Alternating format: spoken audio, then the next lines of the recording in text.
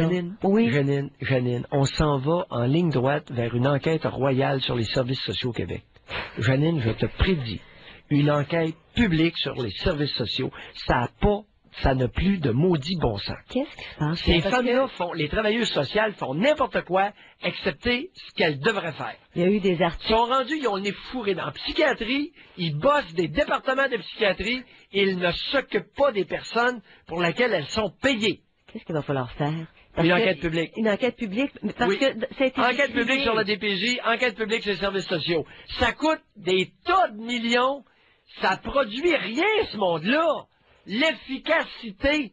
Les enquêtes publiques, Pierre, faut que ça débouche sur quelque chose Non, aussi. parce que ça les gêne. Tu sais, les femmes haïssent ça se faire enquêter. C'est pour ça que je dis. Puis c'est un milieu de bonnes femmes. Alors, si tu fais une enquête publique, ça va leur foutre les jetons, puis là, ils vont commencer à réfléchir. En tout cas, parce que il y a eu des gros reportages à la télé. Il y a eu une série d'articles, mais plusieurs articles. C'est quand, là? À l'automne. Et ça retombe, comme de la poussière. Ça retombe au sol. Puis, en ligne, ici, on en a, là, plein. Janine, Oui. les services sociaux et la DPJ, c'est un cartel. C'est un cartel, je te le dis. Mais il va falloir... Et j'ai pas de problème avec les femmes. Il y en a quelques bonnes là-dedans, mais elles sont complètement neutralisées. Ils font n'importe quoi. Je te dis, à certains endroits, sont en charge des infirmières psychiatriques. Alors qu'il Une infirmière en charge d'un département interne. Une travailleuse sociale. En charge d'un département interne de psychiatrie. Allô? Allô? Alors que des femmes comme Lia, des familles comme sont laissées à eux-mêmes.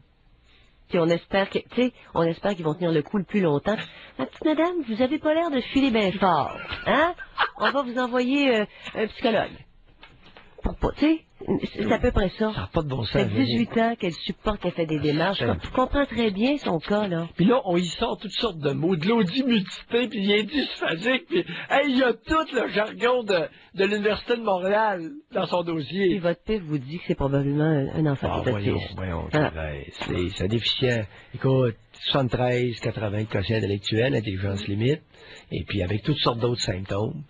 Hey, là, il est rendu au Risperdal. Puis pourquoi? Ils n'ont jamais expliqué pourquoi il donnait du Risperdal. Est-ce que ça peut aider dans les cas d'autisme, Pierre? Ben oui, ils sont plus calmes. Ils sont plus calmes, mais ça demeure un autiste quand même. Oui. Il est plus calme, il est un petit peu plus en contact avec la réalité, mais il est autistique. Puis il est pas brillant, il est pas plus brillant, là.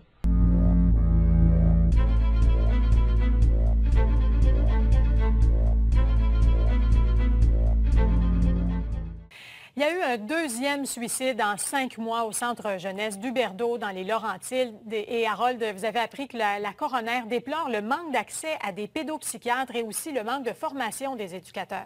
Mélanie, il y a environ une semaine, on dévoilait un premier rapport du coroner. C'est survenu en mars 2014. C'est un jeune, Guillaume Bonnier-Crépeau, qui s'est suicidé. 7 mois plus tard, ce jeune homme qui avait 16 ans, presque 17 ans, Mathias Boivin, est également passé à l'acte. Ce jeune homme avait été admis au centre jeunesse Huberdeau en 2011. Il avait des problèmes de comportement, entre autres de nature sexuelle. Il était très suivi, très encadré par des psychologues. Il se rendait même à l'Institut Philippe Pinel en clinique externe afin de consulter un psychiatre. Il était médicamenté. Mais à un moment donné, quelques jours avant sa mort, au mois d'août 2014, il y a eu comme une diminution de la surveillance, manque de communication, semble-t-il, entre l'équipe soignante et les éducateurs, même qu'il avait fait un geste de strangulation. Puis vous voyez, il avalait des morceaux de céramique, des punaises, des clous. En un mois, en juillet 2014, il avait été conduit 7 fois aux urgences de l'hôpital de Saint-Jérôme. Mais toujours est-il qu'il est passé à l'acte et la coroner donc remet en cause la formation des éducateurs, mais également le manque de pédopsychiatres. Et voici sa recommandation. La coroner recommande aux 6 des Laurentides, c'est les anciennes agences de la santé, là, de mieux offrir les services, de prendre les mesures nécessaires afin de réduire les délais d'attente pour la population jeunesse en santé mentale. Écoutez, dans les Laurentides, ça prend 260 jours en moyenne pour voir un pédopsychiatre. Il n'y a pas de lit d'hospitalisation. J'ai rencontré la présidente des psychiatres du Québec. La voici. Quand ceux-ci sont bien formés à détecter précocement, bien, la référence va se faire plus rapidement. Mais si ces gens-là n'ont aucune formation en santé mentale, ça se peut que le trouble s'aggrave avant d'être détecté. Et donc, ça aussi, ça crée un délai avant d'être référé vers la ressource spécialisée. Et Harold, oui, l'avocat Jean-Pierre Ménard, lui, qui demande l'intervention du ministre de la Santé. Oui, il aimerait une commission d'enquête. Il trouve que c'est pas normal qu'il y ait eu 2 suicides en peu de mois puis qu'on ait pris des mesures correctives plusieurs mois Oui. après le premier, même le deuxième suicide. Je vous laisse entendre Maître Jean-Pierre Ménard. On n'est plus à des enquêtes du coroner, ça sera une enquête publique pour déterminer vraiment qu'est-ce qui s'est passé ici. Comment c'est fait qu'on a 2 morts, 2 jeunes qui se suicident en peu de temps, avec des lacunes importantes dans le fonctionnement du système de santé, dans le fonctionnement de la surveillance, de la prise en charge, du suivi. Et je dois vous dire qu'il y a un rapport qui a été remis cette année qui disait qu'il y a presque 50 des jeunes dans les centres jeunesse qui ont des problèmes de santé mentale.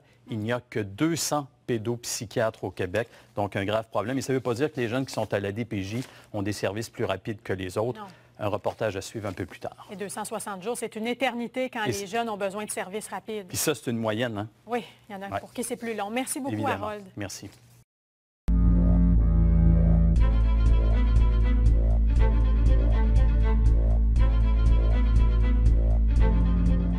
Selon le rapport de la coroner, le jeune homme aurait tenté de se suicider près d'1 an et demi avant sa surdose d'insuline en août 2013.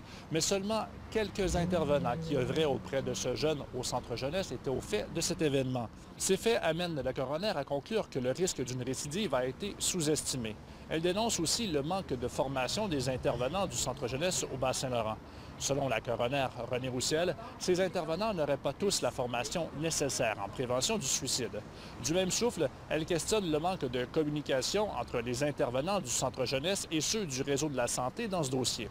Dans son rapport déposé en juin, René Roussel demande à Québec de mettre en place un nouveau protocole d'intervention pour les employés du service de la protection de la jeunesse qui doivent intervenir auprès des jeunes qui pourraient avoir des pensées suicidaires. Elle recommande également que tous les intervenants impliqués de près ou de loin avec les centres jeunesse puissent suivre une formation sur la prévention du suicide dans les meilleurs délais. Les dirigeants du Centre intégré de santé et des services sociaux du Bas-Saint-Laurent, eux, ont reçu ce rapport le 15 juillet. La présidente directrice générale, Mme Isabelle Malo, a demandé immédiatement dans la même journée un rapport et surtout un plan d'action qui devra se mettre en branle selon sa demande dès le mois de septembre. Une porte-parole du ministère de la Santé nous a confirmé que la révision du protocole d'intervention se poursuivait et qu'il serait disponible d'ici quelques mois. Nous avons également tenté d'obtenir une réaction de la part de la famille du jeune adolescent. Malheureusement, les parents adoptifs du jeune homme ont préféré ne pas commenter. Ici Patrick Bergeron, Radio-Canada, Rivière-du-Loup. Il les endoctrine, la DPJ fait le lavage du cerveau aux enfants qu'ils ont enlevés à leurs parents en leur disant vos parents vous aiment pas, vos parents sont méchants, vos parents, etc. Ouais. Alors l'enfant ne peut que déprimer. Alors, c'est un discours qu'on entend souvent. Et si je reviens sur l'étude, on disait on apprend que plus de 9 adolescents sur 10 hébergés en centre d'accueil, en centre jeunesse, là, présentent au moins une problématique de santé mentale et que 55% ont plus de 4 problèmes. Donc, on parle pas d'un endroit nécessairement très sain, de toute évidence. Hein? Alors, on peut conclure, premièrement, la DPJ n'apporte aucunement l'aide aux jeunes, ni le soin, même si peut-être l'échantillon est vraiment des cas de troubles de la population qui sont rassemblés, regroupés.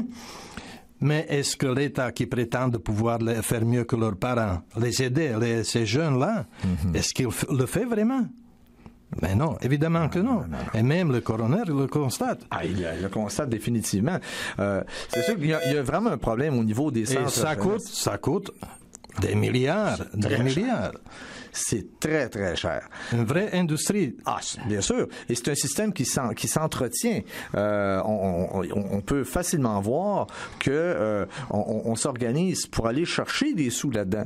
C'est-à-dire qu'alors qu'on pourrait aider des jeunes à domicile, supporter leurs parents, à garder leurs jeunes avec eux, leur apporter une aide, les supporter davantage. Non, on préfère les tirer puis les mettre en centre jeunesse ou les mettre en famille d'accueil parce qu'on va chercher des sous aussi de cette façon-là. C'est ça. On va demander une pension aux parents, là, tu sais, là-dedans, puis on y coupe son allocation familiale. Alors, les parents naturels reçoivent une aide symbolique de l'État en difficulté, tandis que la famille d'accueil reçoit un salaire. Oui. Alors, où est l'équité dans tout ça? Absolument. Et où est le bon sens, finalement? Hein? Ah non. Écoutez, avec les 2 suicides de jeunes à Huberdeau là, en 2014, vous vous dites, et là je m'adresse à nos auditeurs, vous vous dites que la qualité des services est épouvantablement déficiente dans les centres jeunesse des Laurentides? Détrompez-vous. Le gouvernement leur a octroyé un grand prix pour la qualité de leurs services le 13 novembre 2014. C'est ça, on en a parlé aussi à l'émission. C'est à n'y rien comprendre. Hein. Vous, comme parents, et on disait à tout à l'heure... À quel point le gouvernement et notre État québécois nous prend pour les cons. Absolument. 2 suicides dans la même année, bravo, on donne un prix pour la qualité de tes services. Voyons donc. T'sais, vous, comme parents, là, vous oseriez attendre 260 jours ou 9 mois avant d'offrir un service d'aide psychologique nécessaire à votre enfant? Le DPJ pourrait définitivement s'appuyer sur l'article 38, comme je le disais tout à l'heure, de la loi de la protection de la jeunesse. Pour vous accuser de négligence, de compromission et affirmer que la sécurité et le développement de votre enfant sont compromis.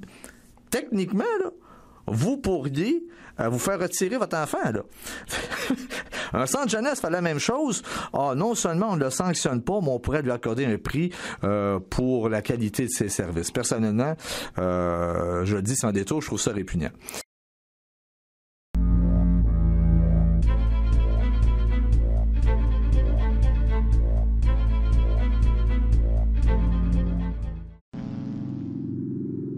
In the near future, Earth is dominated by a powerful world government. Once free nations are slaves to the will of a tiny elite. The dawn of a new dark age is upon mankind. Countries are a thing of the past. Every form of independence is under attack, with the family and even the individual itself nearing extinction. Why don't we learn from the mistakes of our ancestors? Why does humankind find itself bound in a cycle of bloodshed and enslavement? Predatory elites have always rationalized their oppression by claiming that they are superior and have the divine right to rule, when all they really are is a gaggle of ruthless psychopaths, parasitically feeding on the host population until their cancerous movement causes the collapse of the host. There have been thousands of tyrannical governments in history, and less than 10 that can truly be called free. In the 20th century alone, over 150 million people were murdered at the hands of the state. Where does this mindset come from? Why do the elites kill the largest masses of people when no one is resisting them, when they've already attained total control? What ideology drives the elite psychopath? Since Plato's time, 2,400 years ago, state planners have openly proclaimed their desire to control every detail of the commoner's life. From breeding programs to mass extermination of undesirables, the dark dream has continued on for millennia.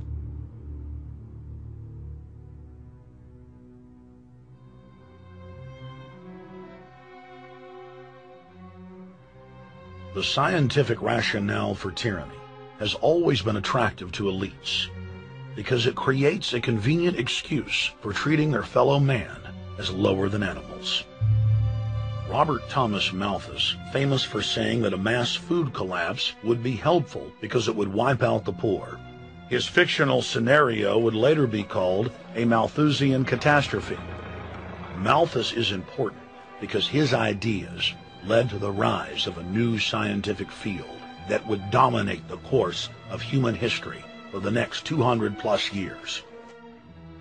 Charles Darwin, an admirer of the Malthusian catastrophe model, developed the theory of evolution, its chief tenet being the survival of the fittest.